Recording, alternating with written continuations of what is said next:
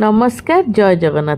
Breakfast पेटे पखाड़ खाईदेला आउ lunch पर इच्छा होता पुणी भी तो लंच बनवा पड़ो तो लंच पखाड़ नॉनभेज खाया इच्छा है जेहेतु आम ब्रेकफास्ट खाइलु तो लंच रे सब साधा बनइलु।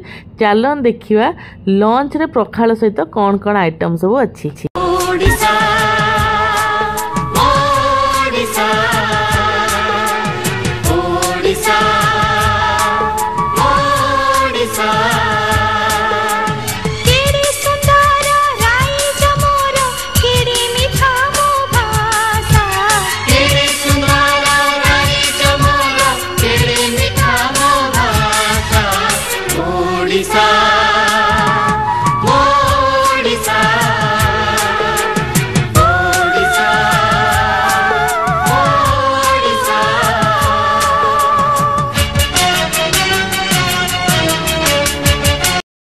पखाड़ वाला देखिए आपन को लोभ लगे ना तो आपण मैंने भी पखाड़ खातु कि मो चैनल टी सब्सक्राइब करंतु।